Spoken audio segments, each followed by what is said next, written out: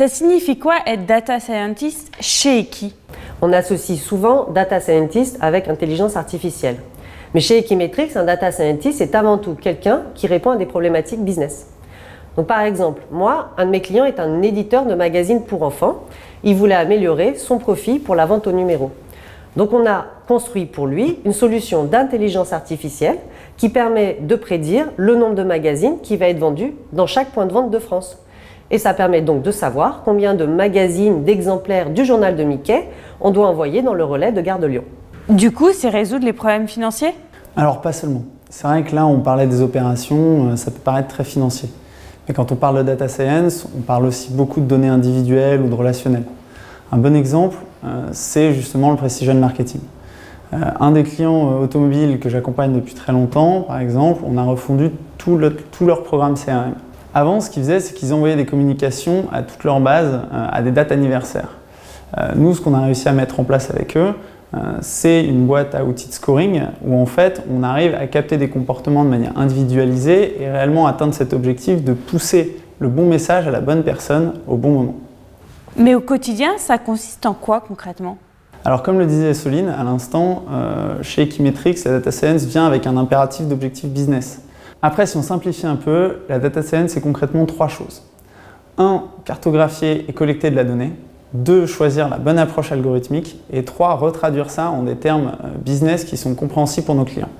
En fait, ce que tu es en train de dire, c'est qu'on passe notre temps à faire des choix. Oui, absolument. Si on reprend l'exemple des magazines, il a fallu qu'on détermine ce qu'on allait faire des données de 2020. En effet, en 2020, il y avait le Covid, le confinement, donc les données sont biaisées et on sent bien que des modifications ou non de la circulation de la population en France peut avoir un impact sur les ventes du relais en Gare de Lyon. D'ailleurs, Soline, c'est marrant que tu parles de biais parce que c'est une problématique que j'ai rencontrée en travaillant sur le monitoring des réseaux sociaux pour une marque de cosmétiques.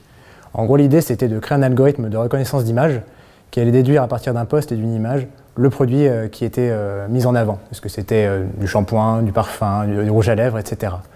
On a lancé ce programme en Asie et ça marchait super bien. Et quand on a voulu l'étendre à d'autres zones géographiques, on s'est tout de suite rendu compte que les résultats étaient moins pertinents. Et la raison, c'était qu'en fait, on avait construit un algorithme biaisé. Notre population d'essai en Asie avait une peau très claire, des cheveux très foncés, très sombres. Du coup, naturellement, l'algorithme a matché le sombre, le noir, avec les cheveux systématiquement. Et quand on allait sur des populations plus diverses, comme en Afrique, aux États-Unis ou en Amérique et en Europe, ce lien n'avait plus du tout de sens. Du coup, on a revu notre algorithme en choisissant davantage le set de données d'entraînement afin de rééquilibrer nos résultats. Et encore, là, on a une forme d'évidence dans le fait que le biais est avant tout physique et direct. Parfois, c'est très subtil et il faut qu'on soit beaucoup plus vigilant.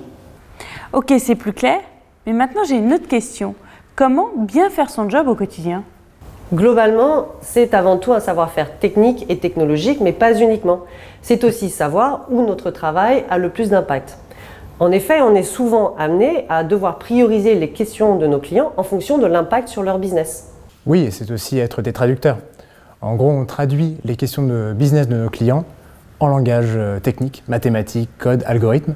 On obtient des résultats et on va traduire ces résultats en recommandations business qui sont très concrètes. Donc il faut savoir parler plusieurs langues. Oui, et puis c'est aussi un job comme les autres. Il faut savoir travailler en équipe, être humain, être un bon manager et savoir s'engager dans les enjeux qui nous tiennent à cœur. Merci pour toutes ces explications.